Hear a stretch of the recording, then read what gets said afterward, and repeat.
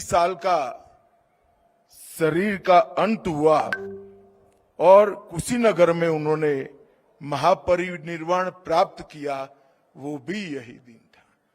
शायद ही किसी अवतार के जीवन में ऐसा होगा कि जन्म, ज्ञान प्राप्ति और महापरिनिर्वाण एक ही दिन पर हुआ हो, ऐसा शायद ही हुआ होगा। इसलिए ये दिन हम सब के लिए बहुत शुभ दिन होता है, हम सब के लिए बहुत प्रेरणा का दिन होता है। और उसी दिन पर आज यहाँ पर भगवान बुद्ध के पवित्र अवशेषों को लोगों के दर्शन के लिए खुला रखने का कार्यक्रम हो रहा है। वो हम सब के लिए बहुत बहुत सौभाग्य का विषय है। आज ये एक प्रकार से धार्मिक आयोजन तो है ही, मगर एक ऐतिहासिक पुनर्मिलन भी है। इतने सालों के बाद इस पवित्र भूमि पर तथागत बुद्ध अपनी सबसे परिचित और प्रिय भूमि पर लौटे हैं। ये बहुत सौभाग्य का विषय है। लद्दाख सैकड़ों सालों से धम्म की जीवंत भूमि रहा है। जब दलाई लामा यहां आते हैं तो कहते हैं ये भूमि केवल भौगोलिक भूमि नहीं है, ये भूमि बौद्ध संस्कृति की और करुणा की जीवंत प्रयोगशाला है। ये भूमि पर ज्ञान का संरक्षण भी हुआ, ये भूमि पर ज्ञान का संवर्धन भी हुआ। जब भी बौद्ध धर्म पर संकट आए, इस भूमि ने बुद्ध के उपदेश को संरक्षित करने का काम किया, और जब शांति काल आया उसको संवर्धित किए हुए, संरक्षित किए हुए ज्ञान को आगे बढ़ाने का भी काम किया। यही रास्ता था जो भारत में दिए गए तथागत के उपदेश को चीन और कई सारे देशों में पहुंचाने का माध्यम बना। हम लद्दाख की आध्यात्मिक पहचान 4 प्रमुख परंपराओं से बनी है: निंगमा, काग्यू, शाक्य और गेलुग। इसका मतलब है जो है वो उसको ऐसा ही देखे। वास्तव दर्शन एक प्रकार से जीवन का बहुत बड़ा ज्ञान है।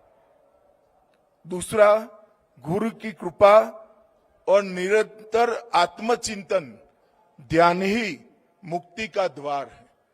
क्योंकि गुरु की कृपा से ज्ञान प्राप्त तो होता है, परंतु ज्ञान को आत्मसात करने के लिए ध्यान से इसको अपने साथ आत्मसात नहीं करते हैं तो मुक्ति संभव नहीं है। और ज्ञान साधना के बिना अधूरा है, और साधना ज्ञान के बिना अंधी होती है।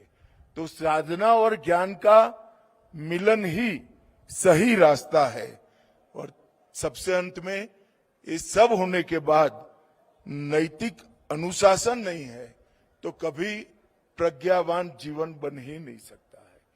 प्रज्ञावान जीवन का मूल आधार नैतिक अनुशासन ही होता है। और लद्दाख की भूमि से निकला हुआ संदेश आज विश्व के कई मुमुक्षु के लिए जीवन को आगे ले जाने का कारण बना है।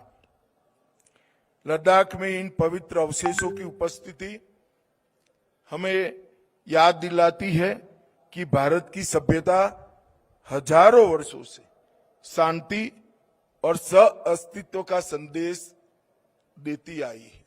लद्दाख और कारगिल जैसे डाइवर्स प्रदेश के अंदर ये संदेश और भी प्रासंगिक हो जाता है।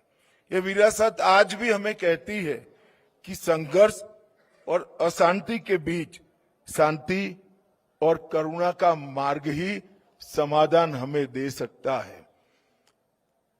लद्दाख में कई सदियों से बौद्ध धर्म अलग अलग समय पर अलग अलग तरीके से पहुंचता भी रहा, पनपता भी रहा और विकसित होकर लद्दाख के बाहर भी गया। कश्मीर के बौद्ध अध्ययन, महायान दर्शन और बौद्ध कला का प्राचीन केंद्र था। वहीं से लद्दाख को सबसे पहले बौद्ध धर्म का संपर्क और संसर्ग और सत्संग करने का रास्ता मिला। सम्राट अशोक के दूतों ने कश्मीर गंधार के रास्ते में यहीं पर लद्दाख में बौद्ध प्रभाव की नींव रखी।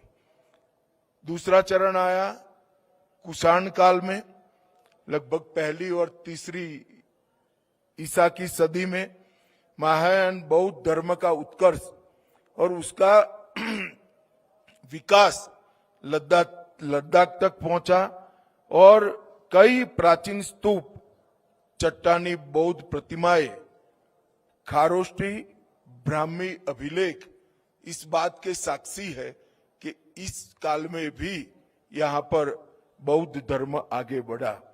सिल्क रूट के कारण भी कश्मीर, लेह, यारकन, खेतान और तिब्बत को जोड़ने वाले मार्ग होने के कारण भी वस्तुओं ने, सिर्फ वस्तुओं के लिए नहीं, व्यापार के लिए नहीं, विचार के लिए भी ये मार्ग एक प्रकार से बहुत महत्वपूर्ण बना।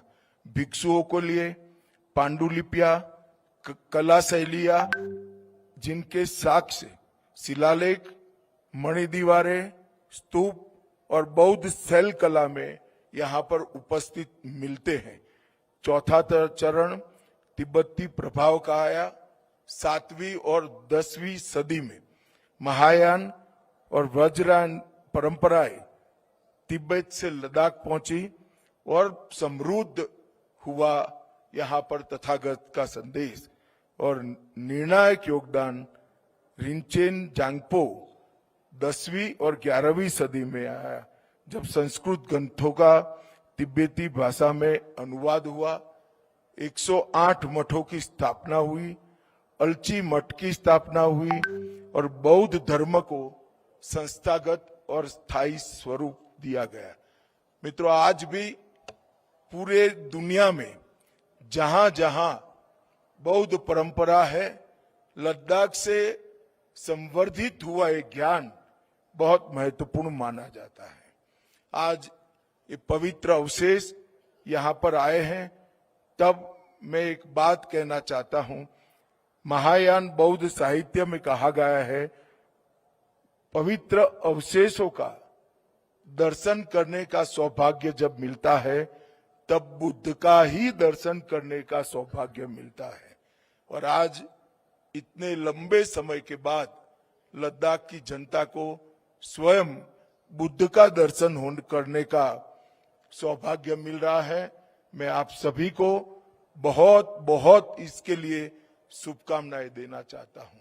और लद्दाख प्रशासन से भी मेरा आग्रह है कि हम पूरी सुविधा करें कि सभी मतों के अनुयायी यहाँ आए और बौद्ध मत के अनुयायी तो कोई न छूट जाए, इस प्रकार की प्रशासन ने संपूर्ण व्यवस्था करनी चाहिए। यहाँ पर आईटीबीपी, सेना और लद्दाख प्रशासन अपने घर पर बुद्ध पधारे हैं, इसी प्रकार से आव भगत और सुविधाओं के लिए हमेशा तत्पर रहना चाहिए।